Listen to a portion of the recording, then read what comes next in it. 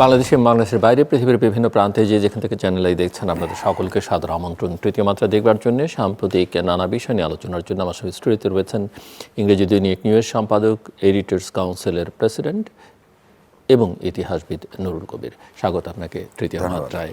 আজকে ত্রয়োদশ জাতীয় সংসদের দ্বিতীয় অধিবেশন এবং বাজেট অধিবেশন শুরু হচ্ছে। আগামী 11 তারিখ জাতীয় সংসদে আগামী অর্থ বছরের বাজেট উত্থাপিত হবে।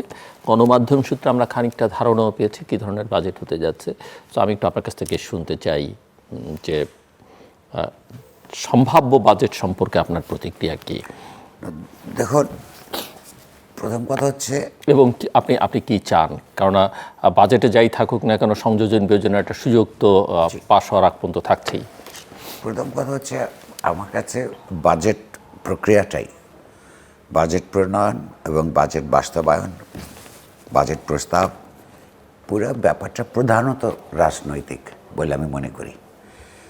যদিও এটা অর্থনৈতিক কর্মকাণ্ড এইটাকে হিসেবেই দেখা হয়ে থাকে, কিন্তু একটা জাতীয় বাজেট হল একটা দেশের একটা অত্যন্ত রাজনৈতিকভাবে গুরুত্বপূর্ণ পদক্ষেপ। এই অর্থে যে এই কোনো সরকারের বাজেটকে কত টাকার বাজেট তার চাইতেও বেশি গুরুত্বপূর্ণ কোন সেক্টরে কেন কিভাবে ব্যয় করা হবে সেগুলোকে ঠিক করা। কারণ ওর মধ্য দিয়েই যে যদি একটা রাজনৈতিক সরকার হয়, একটা নির্বাচিত সরকার হয়, ওই বাজেট প্রক্রিয়ার মধ্য দিয়েই প্রধানত তার যে রাষ্ট্রীয় অর্থনৈতিক কর্মকাণ্ড তার মাধ্যমে তার রাজনৈতিক যে দৃষ্টিভঙ্গি সেটা আপনার দৃষ্টিগ্রাহ্য হয়। ধরুন বিএনপি, তার এই দলের নাম, এখন তাদের ক্ষমতায় আছেন তাদের নাম জাতীয়তাবাদী দল। তাহলে একটা দেশের অর্থনীতির জাতীয়তাবাদী দৃষ্টিভঙ্গি আর অজাতীয়তাবাদী দৃষ্টিভঙ্গির মধ্যে কিছু পার্থক্য থাকার কথা। এ কথা সত্য যে বাংলাদেশ সহ পৃথিবীর অধিকাংশ দেশগুলি, বিরাট অধিকাংশ দেশগুলি এই যে পশ্চিমা নিয়ন্ত্রিত আন্তর্জাতিক অর্থনৈতিক ব্যবস্থার সঙ্গে ইন্টিগ্রেটেড হয়ে গেছে। ফলে আন্তর্জাতিক অর্থনৈতিক ব্যবস্থার চাপে অনেক কিছু জাতীয়তাবাদী দৃষ্টিভঙ্গি থেকে ইচ্ছে করলেও গ্রহণ করা যায় না। এটা যেমন সত্যি, তার চেয়েতেও বড় সত্যি যে এই দেশগুলোতে, বাংলাদেশের মতো দেশগুলোতে যে রাজনৈতিক সরকার থাকে, সরকারকে সহযোগিতা করবার জন্য যে আমলাতন্ত্র থাকে, তারা এই আন্তর্জাতিক অর্থনৈতিক ব্যবস্থার ক্ষতিকর দিক যেগুলো আছে, এটা অনেক ভালো দিকও আছে, ক্ষতিকর দিকগুলোর সঙ্গে আপনার বার্গেইন করার জন্যে জাতীয়তাবাদী স্বার্থের দিকে তাকিয়ে IMF, ওয়ার্ল্ড ব্যাংক, WTO ইত্যাদি যে সমস্ত সংগঠনগুলি তার আইন কানুন রীতিনীতি পরিচালনা ব্যবস্থা ইত্যাদি আছে, সেটার সঙ্গে বার্গেইনিং করার জন্যে কতটুকু তারা অঙ্গীকারবদ্ধ, কতটুকু তারা যোগ্যতা সম্পন্ন, কতটুকু তারা দক্ষতা সম্পন্ন, সেইটা একটা গুরুত্বপূর্ণ দিক।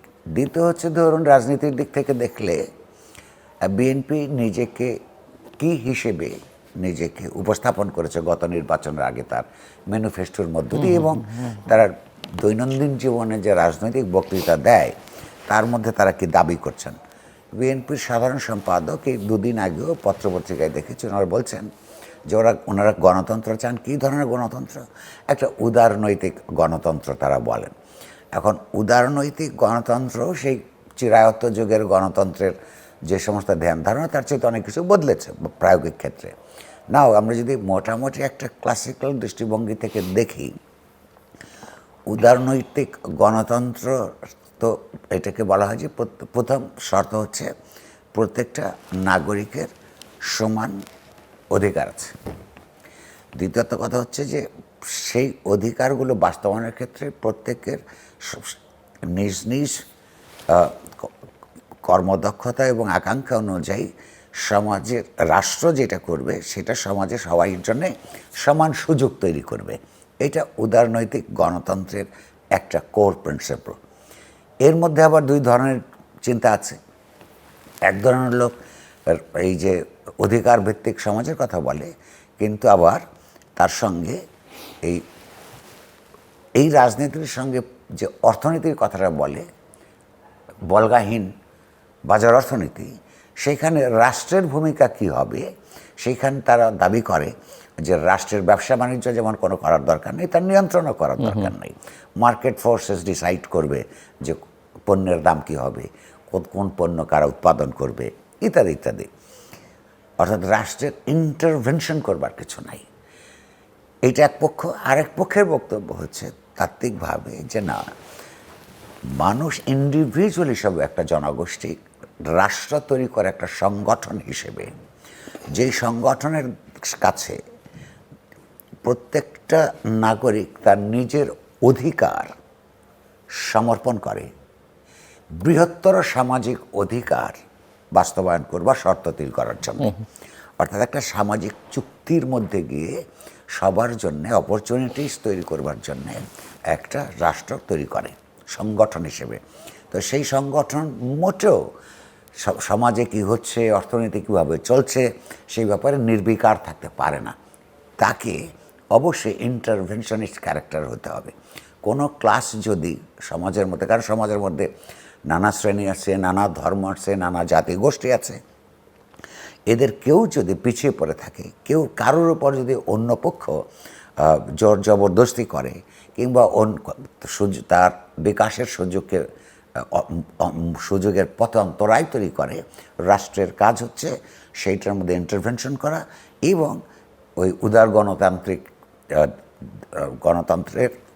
নৈতিক গণতন্ত্রের যে আপনার রাজনৈতিক ধারণা, সেইটা অনুযায়ী ইন্টারভেনশনটা চালিয়ে যাতে সমাজে এক ধরনের সমতা, সম্পদের সুষম বন্টন, সম্পদের সৃষ্টি যেমন গুরুত্বপূর্ণ, সম্পদের সুষম বন্টন ইত্যাদি দরকারি জিনিস। এখন এই বাজেট প্রক্রিয়ার মধ্যে বিএনপি কি তারা উদারনৈতিক গণতন্ত্রের কথা বলেছে, ব্যাখ্যা করে নাই। কোনটা চায়, এই বাজেটের কার কোন সেক্টরে কি ধরনের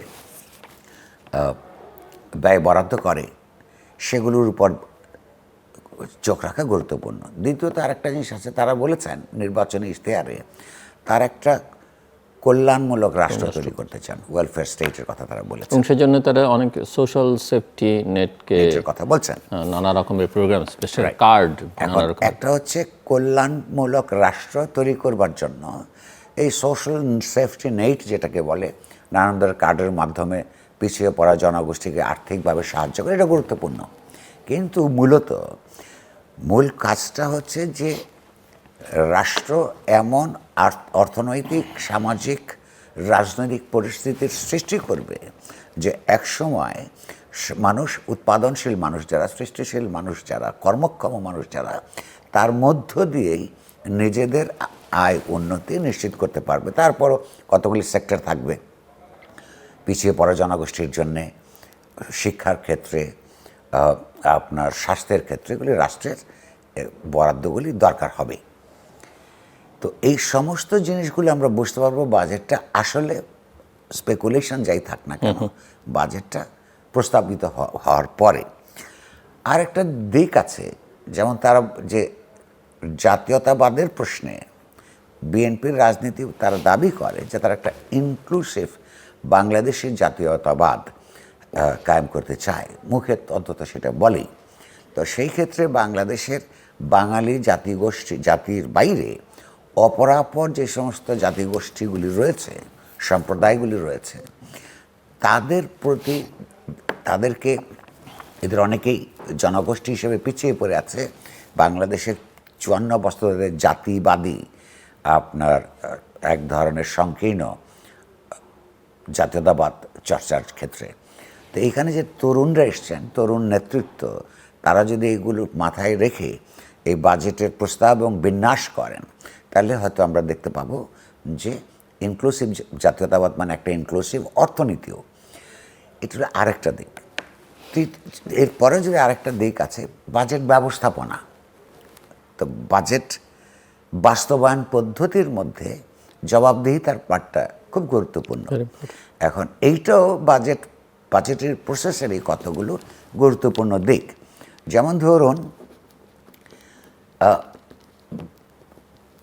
রাজনৈতিকভাবে যেমন আমরা বলি যে জবাবদিহিতা থাকবার প্রয়োজন আছে, তেমনি অর্থনৈতিক হিসাবদিহিতা একটা গুরুত্বপূর্ণ বিষয়।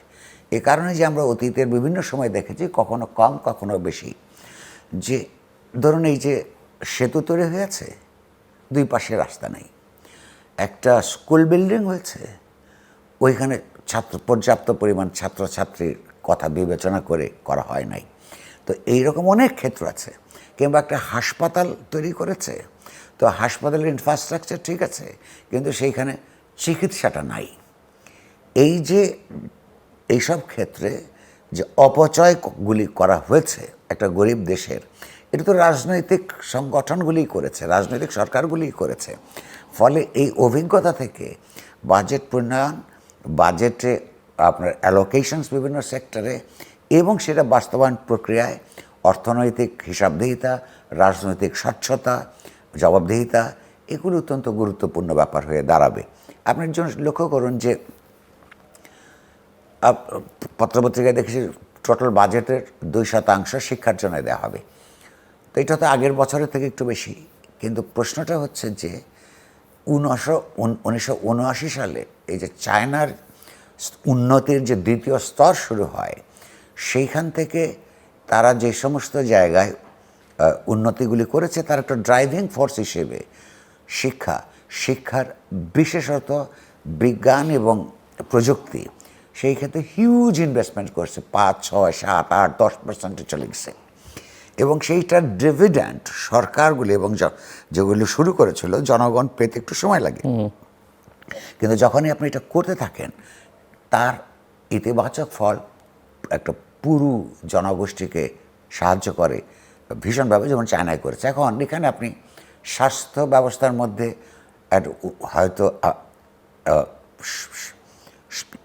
কী বলে সংখ্যার অর্থে বা পরিমাণের অর্থে বেশি বিনিয়োগ করাই যথেষ্ট নয়, বেশি বিনিয়োগ প্রয়োজন, কিন্তু সেটা যথেষ্ট নয়। সেটার ব্যবহারটা কি করে হচ্ছে? শিক্ষার ক্ষেত্রে স্কুল কলেজ বানালাম, বুঝলাম, বিশ্ববিদ্যালয় বানালাম, কিন্তু প্রশ্ন হচ্ছে ওখানে কী শিক্ষাটা বিতরণ করা হচ্ছে, কারিকুলামটা কি? ওইখানে কি মানুষ সচেতন, সমাজ সচেতন নাগরিক হয়ে গড়ে উঠছে? ওইখানে সামাজিক দায়বোধ নিয়ে গড়ে উঠছে? তার কি ইতিহাস বোধ তৈরি হচ্ছে? তার মধ্যে কি বৈজ্ঞানিক দৃষ্টিভঙ্গি তৈরি হচ্ছে? প্রযুক্তির প্রতি আকর্ষণ তৈরি হচ্ছে? এইগুলো যদি নিরন্তর মনিটরিং করা না হয়, তার চাইতেও বড় কথা এটা যে মনিটরিং করা প্রয়োজন, তার জন্য যে উপযুক্ত বডিগুলি তৈরি করার দরকার, সেই উপযুক্ত বডির জন্য যে উপযুক্ত লোকগুলিকে উপযুক্ত জায়গায় বসাতে হবে, সেগুলো নির্ধারণ করা, এটা একটা ব্যাপক প্রক্রিয়া। এখনও পর্যন্ত আমি এইটুকু বলতে পারি আপনার প্রশ্নের জবাবের এই পর্যায়ে, যে এগুলো রাজনৈতিক, সামাজিক এবং অর্থনৈতিক এই তিনটার দিকে মিলিয়ে বাজেট প্রক্রিয়াকে দেখতে হয়। এইটার যে আয়োজন দরকার পড়ে, সে আয়োজনের মধ্যে পর্যাপ্ততা ছিল বলে আজকে পর্যন্ত আমার কাছে মনে হয় না। পরবর্তীগুলি দেখে আমরা হয়তো আরেকদিন বিশ্লেষণ করতে পারবো। আপনি যথার্থ বলেছেন, এবং বাজেটকে উচ্চাভিলাষী, ব্যবসা বান্ধব, গণবিরোধী নানা নামে আখ্যায়িত করা হয়, আমরা এর সঙ্গে অভ্যস্ত। কিন্তু রেটরিক সাধারণ মানুষ যেভাবে দেখে যে তার জীবন মানে কোনো উন্নয়ন ঘটছে কিনা, তার আয়ের সঙ্গে ব্যয়টা সঙ্গতিপূর্ণ কিনা, বা বাজেট এক ধরনের রাজনৈতিক দর্শনও তার মধ্য দিয়ে, যে দেশে তার নিরাপত্তাটা আছে কিনা, সব ধরনের সামাজিক সুরক্ষা।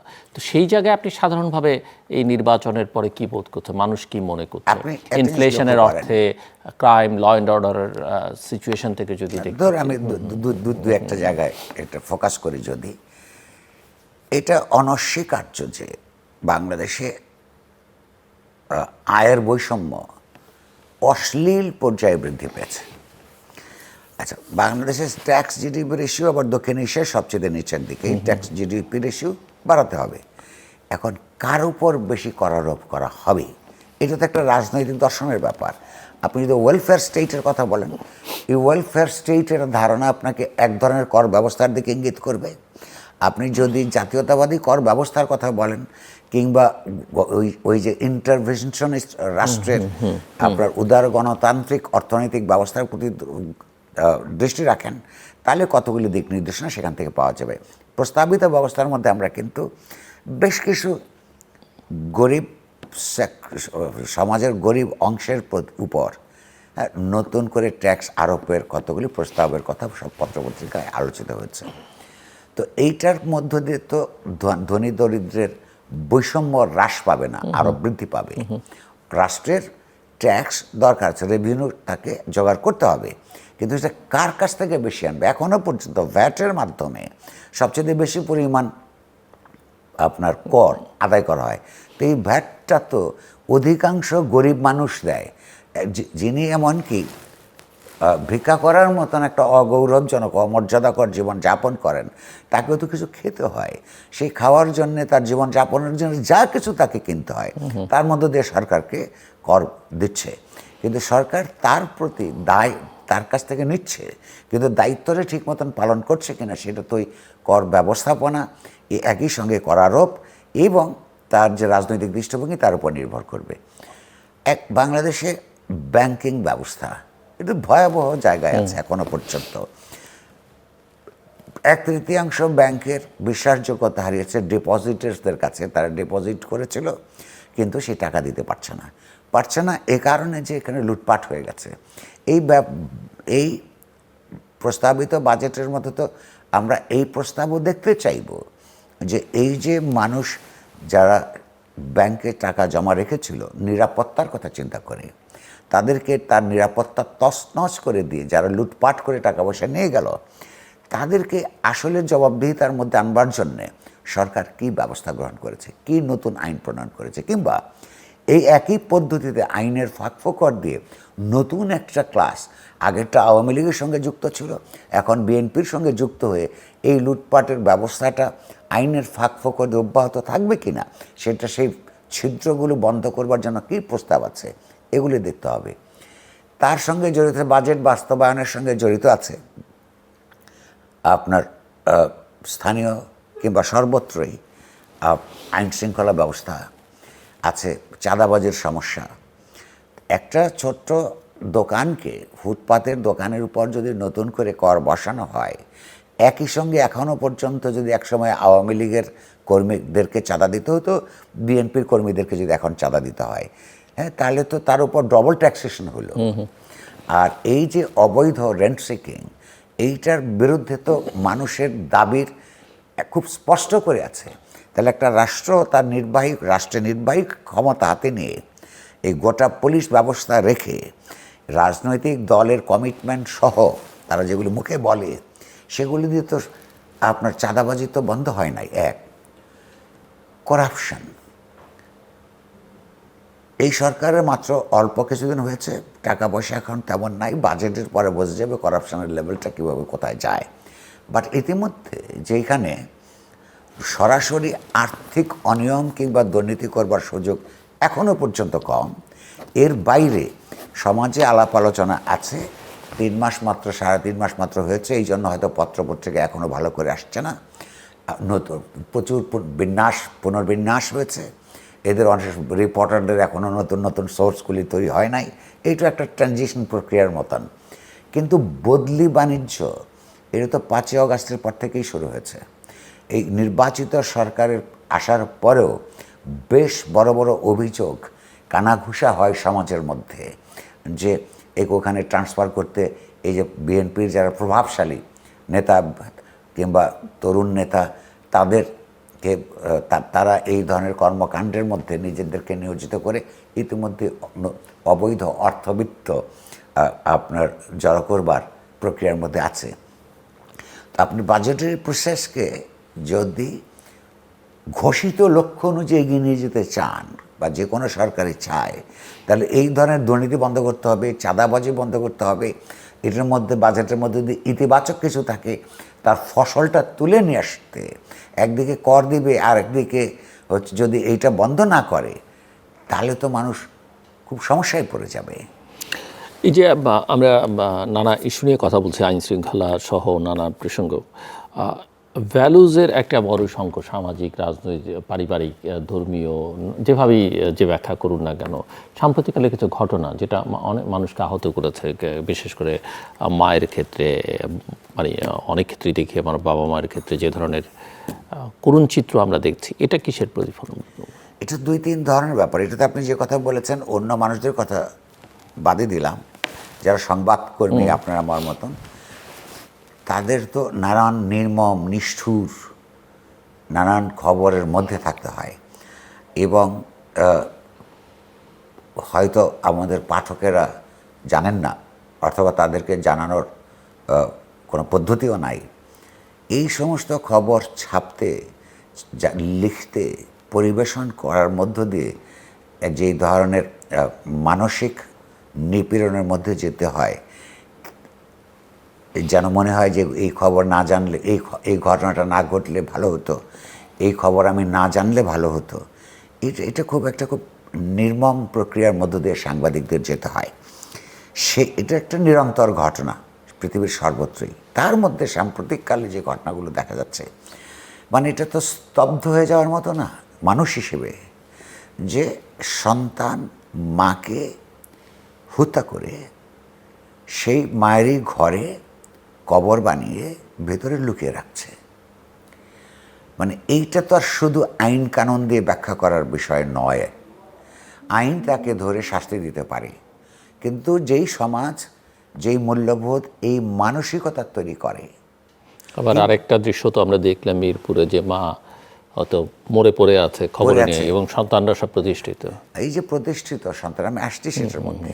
তাহলে এই যে এই মানসিকতা যেই সমাজে তৈরি হচ্ছে, সেই ক্ষেত্রে এই লড়াইটা আর শুধুমাত্র কোনো নির্দিষ্ট রাজনৈতিক দলের থাকে না, গোটা সমাজের উপর আসে, শিক্ষা প্রতিষ্ঠানগুলোর উপর আসে, যে ওইখানে কী ধরনের চেতনার চর্চা করা হয়, স্কুলগুলির মধ্যে কী ধরনের নৈতিকতার চাষাবাদ হয়। মানে এটা অত্যন্ত গুরুত্বপূর্ণ। মানে যেই মা সন্তানদেরকে কষ্ট করে লেখাপড়া শিখিয়ে একটা এই আমাদের প্রতিযোগিতামূলক সমাজের মধ্যে সমাজের উচ্চ স্তরের প্রতিষ্ঠা করলেন, তাকে দেখবার লোক, তিনি যখন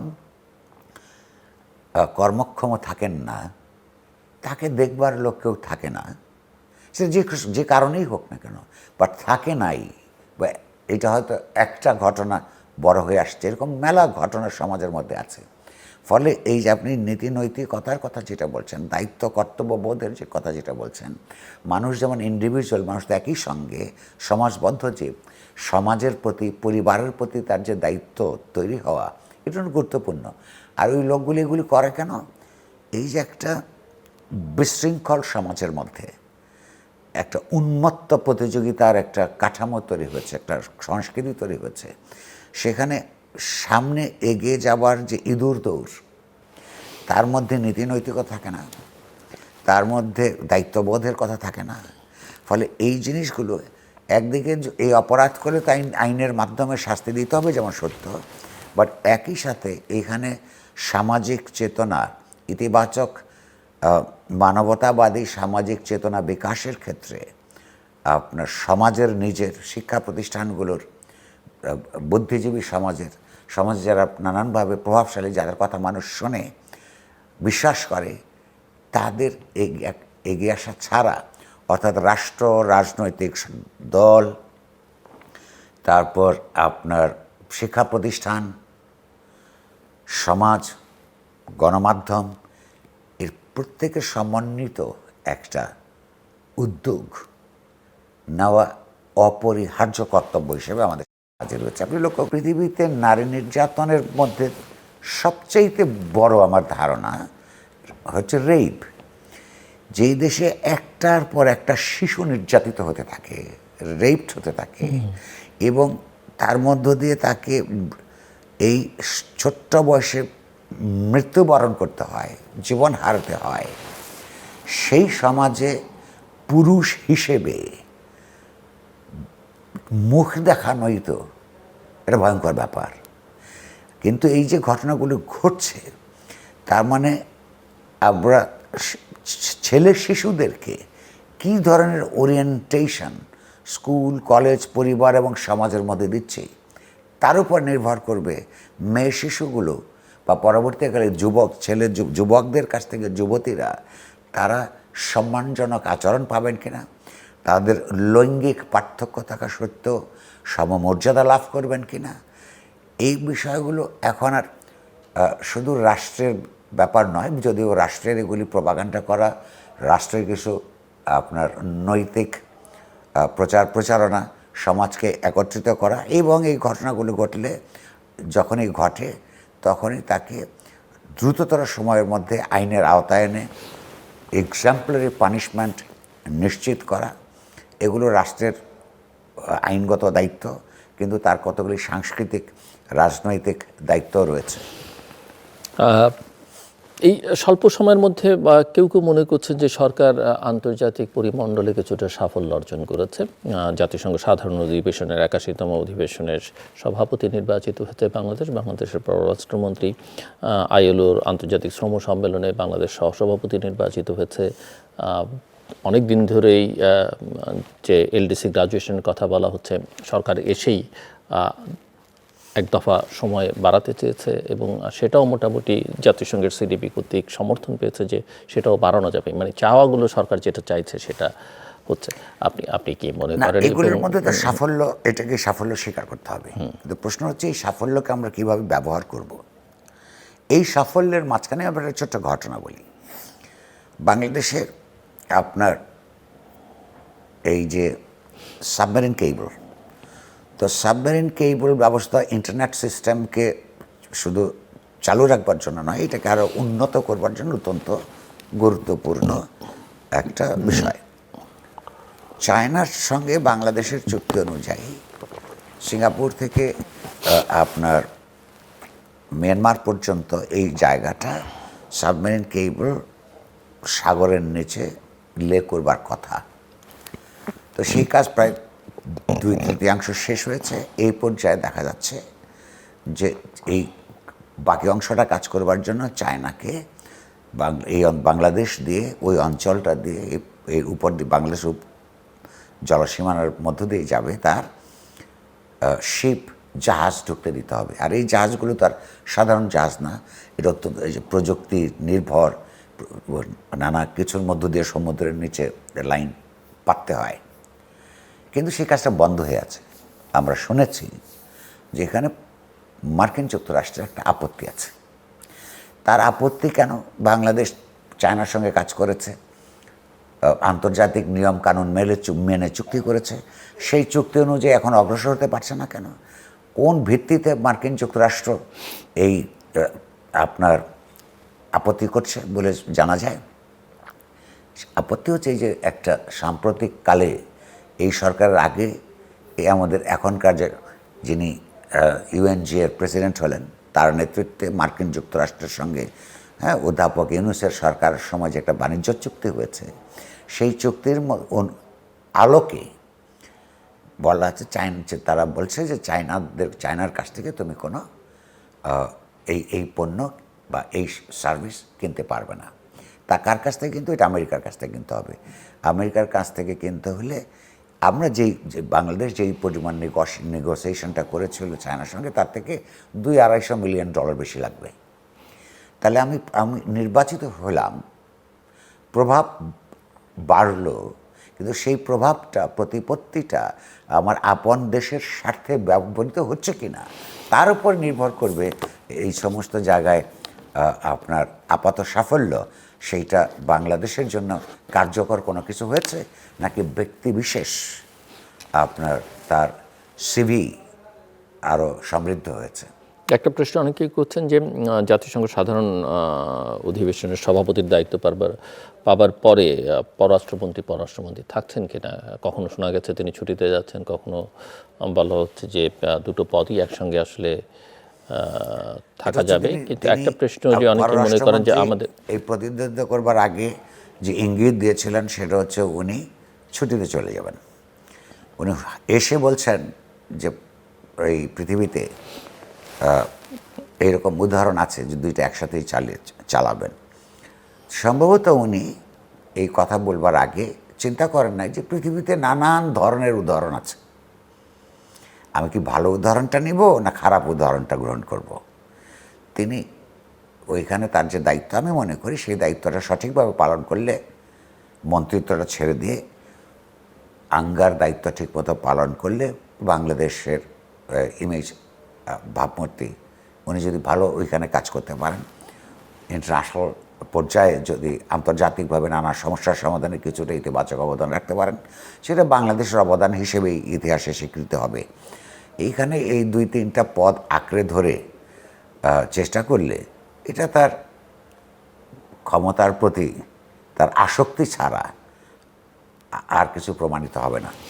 ফলে যে এটা দুটোই বড় বড় বড় ধরনের দায়িত্ব। হ্যাঁ, বাংলাদেশের ভালো একজন পররাষ্ট্রমন্ত্রী অত্যন্ত দরকার, এ ব্যাপারে কোনো সন্দেহ নাই। বিশেষত এই মুহূর্তে আপনি লক্ষ্য করুন, পররাষ্ট্র মন্ত্রণালয়ের দু একটা বক্তব্য শুনে আমরা স্তম্ভিত হয়েছি। যেমন ধরুন, পার্শ্ববর্তী দেশের প্রায় অনেক বছর ধরে যিনি মুখ্যমন্ত্রী ছিলেন একটা রাজ্যের, তিনি বাংলাদেশের অত্যন্ত চাঞ্চল্যকর এবং বেদনার্থক ঘটনা, একই সঙ্গে রাজনৈতিকভাবে গুরুত্বপূর্ণ হাদি হত্যার ব্যাপারে একজন, সেই দিন মাত্র তিনি মুখ্যমন্ত্রী ছিলেন, তিনি পরিষ্কার ইঙ্গিত দিয়েছেন যে ভারত এটার সঙ্গে যুক্ত আছে। যুক্ত শুধু নয় যে তাকে তার সে যখন বাংলাদেশ, মেঘালয় দিয়ে বাংলাদেশ থেকে পালিয়ে গেল, তখন ভারতীয় পুলিশ তাদেরকে, ভারতীয় আইন রক্ষাকারী বাহিনী তাদের গ্রেফতার করেছে এবং সেইখানেও তাকে ছেড়ে দেওয়ার জন্যে দিল্লি থেকে অত্যন্ত বড় কর্মকর্তার ইঙ্গিত দিয়ে, বিজেপির বড় নেতার ইঙ্গিত দিয়ে বলেছেন যে তারা এটা করেছেন।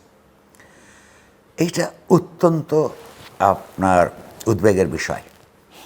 বাংলাদেশে এই আলোচনা বহু বছর ধরে হচ্ছে যে ভারত বাংলাদেশের আভ্যন্তরীণ রাজনীতিতে, অর্থনীতিতে এবং আপনার নানানভাবে নাক গলায়, এবং এইখানে গুম করার ক্ষেত্রে, খুন হওয়ার ক্ষেত্রে ভারতীয় গোয়েন্দা বাহিনীর এইখানে কিছু তৎপরতার কথা সারা দেশের মানুষ সন্দেহ করে এবং অনেক স্পষ্ট লক্ষণও কখনো কখনো দেখা যায়। সেইরকম একটা সময়ে এই মন্তব্য করার পর বাংলাদেশের পররাষ্ট্র মন্ত্রণালয়ের একজন মন্ত্রী, প্রতিমন্ত্রী বলেছেন যে এইটা একজন পরাজিত নেত্রীর বক্তব্যকে আমলে নেওয়ার কিছু নাই। আমি মনে করি আমলে নেবার আছে। এইটা তার পরের দিনই বাংলাদেশের ভারতীয় হাইকমিশনকে ডেকে তার কাছ থেকে জানতে চাওয়া প্রয়োজন ছিল যে এই যে বাংলাদেশের এই হত্যাকাণ্ডের মধ্যে ভারতের জড়িত থাকার কথা ভারতের একজন রাজনীতিক বললেন, যিনি এত বছর মুখ্যমন্ত্রী ছিলেন, এই ব্যাপারে তোমাদের বক্তব্যকে, কিন্তু এটাকে তিনি বলছেন যে আমলে নেওয়ার যোগ্য না। এটা অত্যন্ত হচ্ছে বেদনাদায়ক ঘটনা। দ্বিতীয়ত ধরুন, ভারত এই গত 1 মাস ধরে ভারতের বহু নাগরিককে, বাংলাভাষী নাগরিককে বাংলাদেশি বলে তাদেরকে জোর করে এই যে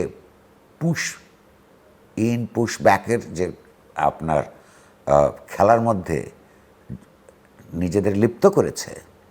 এটা 2 ধরনের অপরাধ। অপরাধ হচ্ছে যে আপনি একই সঙ্গে, যেমন আমরা একটা জাতিরাষ্ট্রের নাগরিক, একই সঙ্গে আমরা আন্তর্জাতিক ব্যবস্থার অধীনে বিশ্ব নাগরিকও, আমরা ইউনাইটেড নেশনসের একটা সদস্য রাষ্ট্র। এই যে ভারতীয় যে সমস্ত নাগরিকদের উপর অবিচার অত্যাচার করছে, আন্তর্জাতিক মানবাধিকার লঙ্ঘন করছে, তার আভ্যন্তরীণ রাজনীতিতে সুবিধা নেবার জন্য এই অপরাধের বিরুদ্ধে আমাদের নৈতিক অবস্থান নেওয়া দরকার আছে। আর বাংলাদেশে তার দেশের নাগরিককে জোর করে পাঠিয়ে দিয়ে আপনার বাংলাদেশের জন্য যে অস্থিতিশীলতা সৃষ্টি করছে, সেটা ভারতের সঙ্গে সিরিয়াসলি ডিল করার আছে। এইখানেও আমি আরেকজন মন্ত্রীর কথা বলবো, স্বরাষ্ট্রমন্ত্রী, যিনি সেই দিন একটা নতুন ব্যাখ্যা দিয়েছেন, আশ্চর্যজনক ব্যাখ্যা, যে জিরো লাইনের ওই পারে, ভারত এবং বাংলাদেশের মধ্যে সীমান্তের যে জিরো লাইন, তার ওই পারে কেউ যদি ট্রান্সপাস করে তারা কি করবে সেটা তাদের আইন দিয়ে নির্ধারিত হবে। এই কথাটা আংশিক সত্য, কারণ বর্ডারের মধ্যে সেটা জিরো লাইনের মধ্যে হোক বা অন্য দেশের কোনো মানুষকে যদি হত্যা করা হয় এটা বর্ডার কিলিং। উনি বলেছেন এটা বর্ডার কিলিং নয়। সাংবাদিকদের ওইখানে উপস্থিত সাংবাদিকদেরকে বোঝানোর চেষ্টা করছেন যে তারা এটা বোঝে না। আমি বলবো যে বর্ডার কিলিং বলতে কী বোঝায়, এই স্বরাষ্ট্রমন্ত্রী সাহেব উনি আইনের ছাত্র, আইন বোঝার ক্ষেত্রে তার সুখ্যাতি আছে। তাকে মানুষকে বিভ্রান্ত করবার আগে পরিষ্কার করে এইটাতে বোঝা দরকার যে জিরো লাইনের মধ্যে এপারে ওপারে যেখানে হত্যাকাণ্ড হবে এটা বর্ডার কিলিং হিসেবে হবে। আন্তর্জাতিক আইনে যদি ট্রেসপাসও করে, অবৈধভাবেও যদি সীমান্ত লঙ্ঘন করে আরেক জায়গায় যায়, সেটা ভারতের হোক কিংবা বাংলাদেশের হোক, ভারতের নাগরিকও যদি বাংলাদেশে আসে, বিজিবির আমাদের যে সীমান্তরক্ষা বাহিনী তাকে হত্যা করবার লেথাল উইপন ব্যবহার করবার অধিকার নাই। তেমনি ভারতেরও অধিকার নাই যে যদি সত্যিকার অর্থেও বাংলাদেশে কোনো নাগরিক অবৈধভাবে তার সীমান্তে ঢোকে তাকে গুলি করে হত্যা করার। আইন হচ্ছে তাকে গ্রেফতার করে তার এই ট্রেসপাস করলে, সীমান্ত লঙ্ঘন করলে কী কী এই অপরাধের কী কী শাস্তি, সেইটা ভারতীয় আইনেও লেখা আছে, বাংলাদেশ আইনেও লেখা আছে। কোনোটার মধ্যেই লেখা নাই যেখানে গুলি করা যায়। ফলে ভারতের এই উদ্ধত আচরণকে, অপ্রতিবেশী সুলভ আচরণকে, অন্যায় আচরণকে আপনার জায়েজ করবার বা ন্যায্যতা দেবার জন্য আইনের ব্যাখ্যা কোনো মন্ত্রীর, স্বাধীন দেশে কোনো মন্ত্রীর দেওয়া উচিত নয়, কিন্তু তিনি এটা দিয়েছেন। সর্বোপরি দুই দেশের সীমান্তরক্ষী বাহিনীর মধ্যে পরিষ্কার চুক্তি আছে। আমি বলবো উনি যাতে চুক্তিগুলি ভালো করে দেখেন। উনি অল্প সময় ক্ষমতা এসছেন, হ্যাঁ, উনি তার কী বলে বিজিবিকে কিংবা তার সচিবকে চাইলে তিনি পেতে পারেন। বহুবার এমওইউ স্বাক্ষরিত হয়েছে, চুক্তি হয়েছে যে এই রকম ক্ষেত্রে বিতর্কিত সীমান্ত লঙ্ঘনের ক্ষেত্রেও লেথাল উইপন কেউ ব্যবহার করবে না। ফলে লেথাল উইপন ব্যবহার করছে, প্রতিদিন এখানে বাংলাদেশ অস্থিতিশীলতা তৈরি করার চেষ্টা করছে। এবং বাংলাদেশি বলে যে ভারতীয় নাগরিকদের উপর এই যে জিরো লাইনের উপর বসিয়ে রাখে, তাদের বস্তি থেকে উচ্ছেদ করে এনে এই দিকে ঠেলে দেয়, এইটা একটা আন্তর্জাতিক অপরাধ। ফলে দ্বিপাক্ষিকভাবে এবং আন্তর্জাতিকভাবে এই সমস্যার সমাধান করবার জন্যে ডিপ্লোম্যাটিক্যালি অত্যন্ত চৌকস কোনো মানুষকে, কোনো রাজনীতিককে আমাদের এখানে পররাষ্ট্রমন্ত্রীর পদ দিয়ে, যিনি ইউএনজি এর সাধারণ পরিষদের বলবো সভাপতি হয়েছেন, তাকে ওইখানে সুষ্ঠুভাবে বাংলাদেশের মর্যাদা রক্ষা করে কাজ করবার জন্যে নিয়োজিত করা উচিত। আমরা বাংলাদেশের দীর্ঘদিন যাবৎ গণমাধ্যম নিয়ে আলোচনা করছি। মানুষের প্রত্যাশা, হতাশা সবই আছে এবং গণমাধ্যমের স্বাধীনতার ইস্যু আছে, গণমাধ্যমের অভ্যন্তরীণ নানা সংকট আছে। নির্বাচনের পরে আপনারা এডিটর্স কাউন্সিলের পক্ষ থেকে সংবাদপত্র মালিকদের যে সংগঠন নোয়াবের নেতৃবৃন্দ, আপনারা বিভিন্ন পর্যায়ে প্রধানমন্ত্রীর সঙ্গে সাক্ষাৎ করেছেন, গণমাধ্যমের নানা সমস্যা নিয়ে তথ্যমন্ত্রীর সঙ্গে কথা বলেছেন। ফিডব্যাকটা কী পেলেন এবং রেসপন্সটা কীরকম একটু বুঝতে চাই। ধরুন, আমি তো ওই news paper association of Bangladesh কী বলেছে সেটা কিছুটা শুনেছি, সেটা আমি তো এই মুহূর্তে প্রতিনিধিত্ব করতে পারবো না। সম্পাদক পরিষদের পক্ষ থেকে আমরা 2-3 ধরনের সমস্যার কথা প্রধানমন্ত্রীর সঙ্গে আলাপ করেছি। প্রথমত আমরা সম্পাদক পরিষদের নির্বাহী কমিটি মিটিংয়ে বসে আলোচনা করেছি, তর্ক বিতর্ক করেছি এবং সবাই ঐক্যমত হয়েছে যে একটা দীর্ঘ সংগ্রামের পরে একটা রক্তাক্ত গণঅভ্যুত্থানের মধ্য দিয়ে যে নির্বাচন অনুষ্ঠিত হয়েছে, সেই নির্বাচনে জাতীয়তাবাদী দল বিজয় লাভ করে সরকার গঠন করেছে। এই রক্তাক্ত গণঅভ্যুত্থানের মধ্য দিয়ে সমাজ অনেক আশাকাঙ্ক্ষার পুরনো তো ছিলই, আশাকাঙ্ক্ষার নতুন নতুন দিগন্ত উন্মোচিত হয়েছে। এবং এই সরকার 3 মাস হয়েছে, আমি যেই সময়টার কথা বলছি, তারা বলেছে যে তারা এইগুলিকে রেসপেক্ট করবে, শ্রদ্ধা করবে এবং মানুষের আশাকাঙ্ক্ষার প্রতি ইতিবাচক সাড়া তারা দিবে। যতক্ষণ পর্যন্ত তারা উল্টো কথা বলছে কিংবা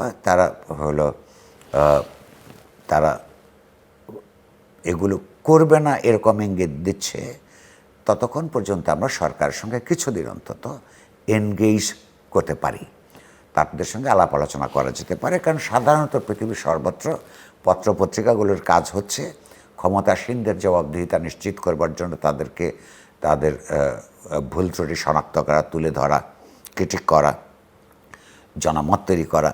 কিন্তু এই এনগেজমেন্টের এই পর্বটা এই ঐতিহাসিক পর্যায়ে কিছুদিন আমরা চেষ্টা করে দেখতে পারি। কারণ বাংলাদেশের অনেকগুলি অগণতান্ত্রিক আইন আছে, অনেক মিডিয়া ইন্ডাস্ট্রির উপর অনেক অবিচার হয়েছে আওয়ামী লীগ আমলে, যাদের উপর তারা রুষ্ট ছিল, তাদের টাকা পয়সা বিল আটকে দিত, আপনার প্রাইভেট সেক্টরেও ডিসকারেজ করতো, নানান ধরনের অপরাধ হয়েছে, সাংবাদিকদের উপর বিভিন্ন সময় নানান ধরনের নিপীড়ন নির্যাতন হয়েছে। এগুলোর বিরুদ্ধে আমাদের কিছু বক্তব্য আমরা প্রধানমন্ত্রীর কাছে তুলে ধরি। তিনি এগুলোর ব্যাপারে নৈতিকভাবে একমত হয়েছেন, সেগুলো আমরা রিপোর্ট করেছি। একমত যেহেতু হয়েছেন, ফলে আমরা একটু অপেক্ষা করব তারা কি করেন। কিন্তু এখনও পর্যন্ত যে কোনো লক্ষণ স্পষ্ট হয়ে ওঠেনি। যেমন ধরুন পত্রপত্রিকার সম্পাদকরা, কারণ সম্পাদকদের সবাই সব পত্রিকার আর্থিক সমৃদ্ধি, স্বাচ্ছন্দ্য এবং সক্ষমতা এক নয়, অথচ সরকারের কাছে সবগুলি পত্রিকাই কম বেশি বহু বছরের আপনার দেনা বিল পাবে।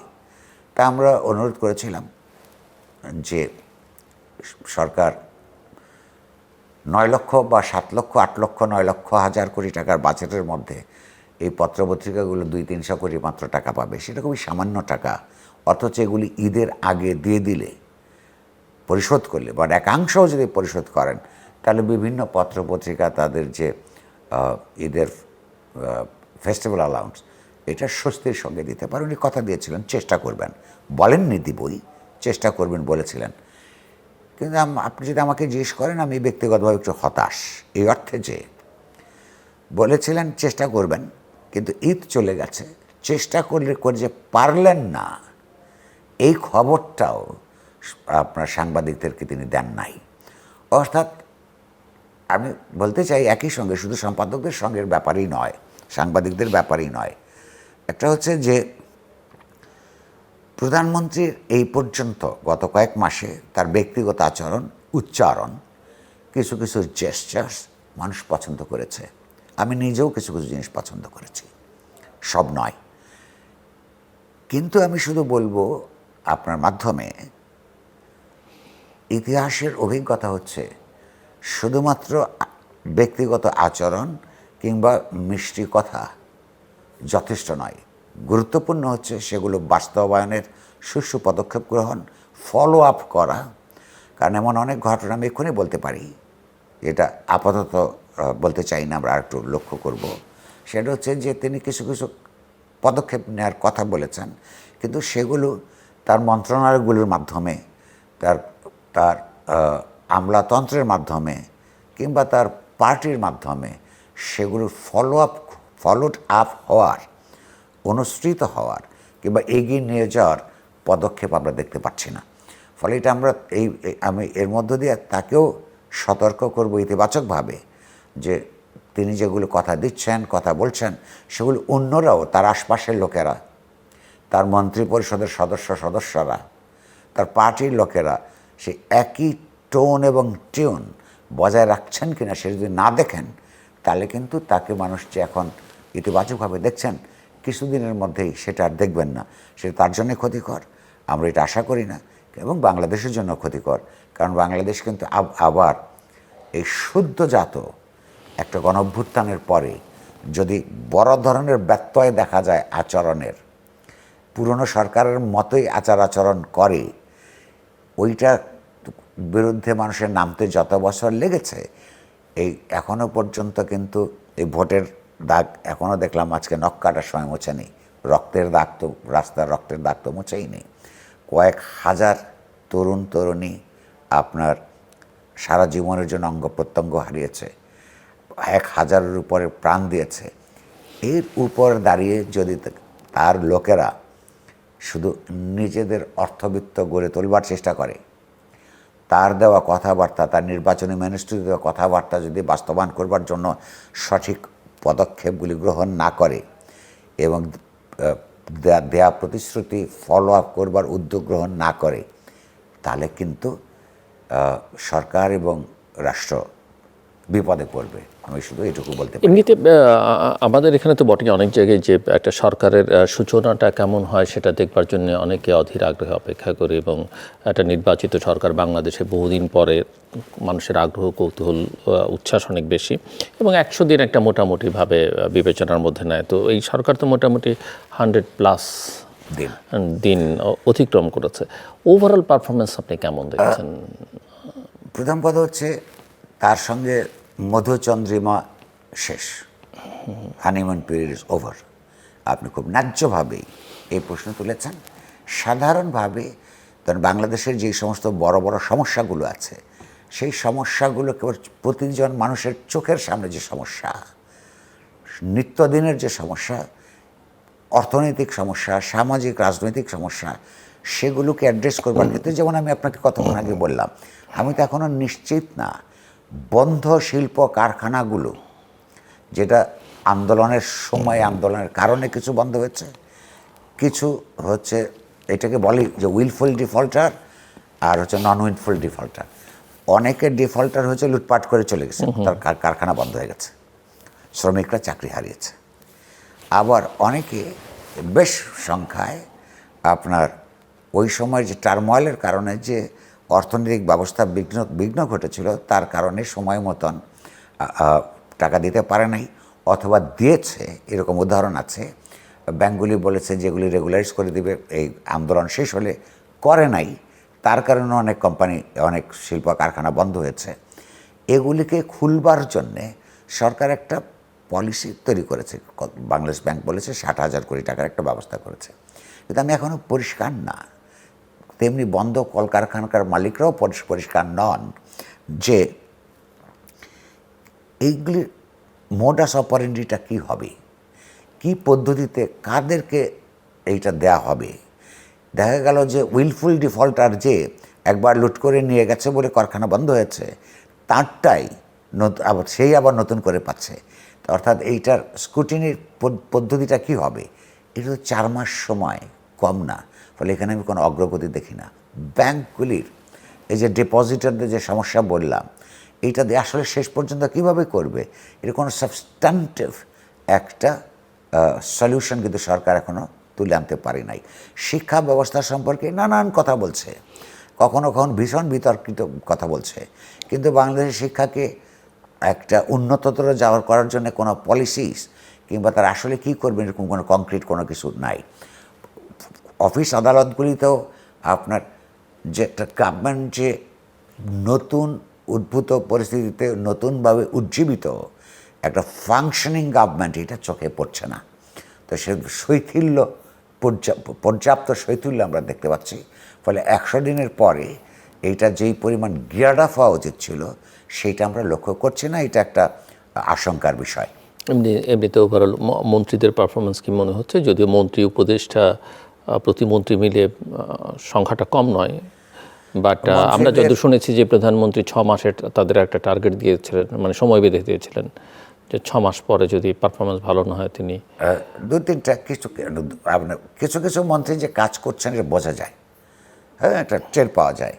কিন্তু অধিকাংশ মন্ত্রী তো যে প্রেজেন্স সমাজের মধ্যে, গভর্নমেন্টের মধ্যে, রাষ্ট্রের মধ্যে, তার পলিসি রিফ্লেকশনের মধ্যে, তৎপরতার মধ্যে, সেটা দেখা যাচ্ছে না এখনও। এর একটা কারণ হতে পারে যে অনেকেই নতুনরা নতুন মন্ত্রী পেলে আমলাতন্ত্র তাকে ছেঁকে ধরে। বোঝার চেষ্টা করো কয়েক মাস যে মন্ত্রী সাহেবকে কতটা নিয়ন্ত্রণ করা যাবে। নতুন মন্ত্রীও চিন্তা করে যে আমলা সাহেবকে কতটা বশীভূত রেখে তাদের পলিসি ইমপ্লিমেন্টেশন করতে পারবে। এর জন্য একটা সময় যায়। আমার মনে হয় যে সেটা এখনও মূল্যায়ন করবার সময় হয় নাই। তবে আমি যে খবরগুলো পাচ্ছি, কিন্তু পত্রপত্রিকায় এখনও পর্যন্ত যেটাকে বলে মুষলধারে লেখা হচ্ছে না, যে কোনো কোনো মন্ত্রণালয়ের মন্ত্রী, প্রতিমন্ত্রী এবং উপদেষ্টা মিলে আপনার ক্ষমতা বন্টন এবং ক্ষমতা চর্চার ক্ষেত্রে কিছু জটিলতা তৈরি হয়ে আছে।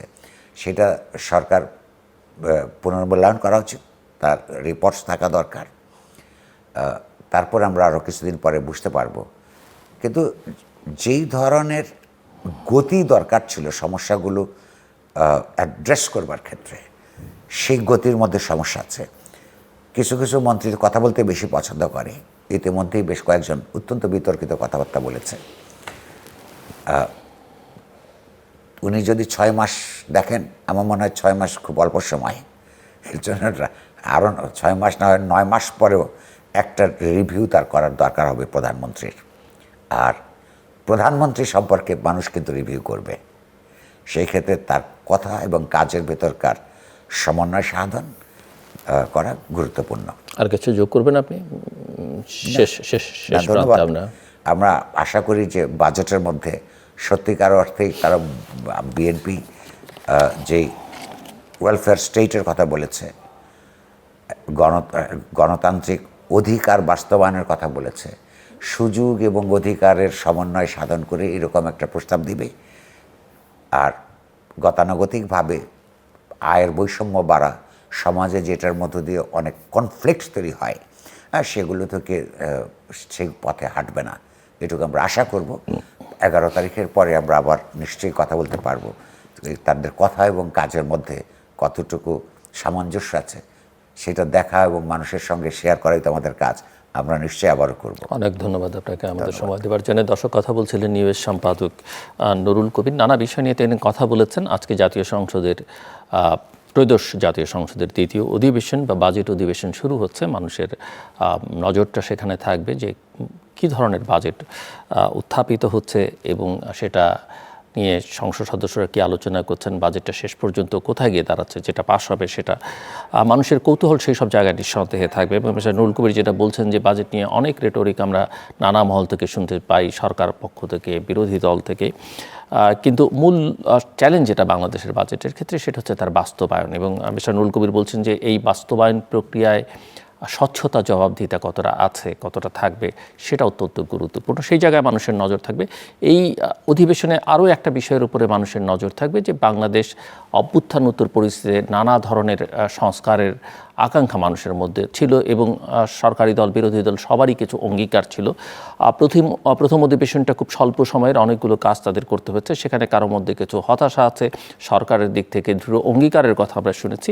কিন্তু এই অধিবেশনে মানুষ সেই কাঠামোগত সংস্কারের বিষয়ে সরকারের মনোভাব কী ধরনের পদক্ষেপ নিচ্ছেন, সেই জায়গাটাতে কিন্তু বেশ খানিকটা নজর থাকবে। আমরা আশা করব যে জনপ্রত্যাশা পূরণে তারা নিজেদেরকে নিয়োজিত রাখবেন এবং জনগণকে অন্তত আর হতাশ যেন অতীতে যারা করেছেন বা তারাও বিভিন্ন সময় অতীতে ক্ষমতা থেকে যেভাবে করেছেন সেটা যেন তারা আর না করেন। বিশেষ করে 24 জুলাই অগাস্টের যে অভ্যুত্থান, যে রক্তদান, এরপরে মানুষ আসলে এগুলোকে আর খুব ভালোভাবে নিতে পারবে না। আমাদের সঙ্গে থাকবার জন্য অসংখ্য ধন্যবাদ। আপনাদের সবার জন্য শুভকামনা।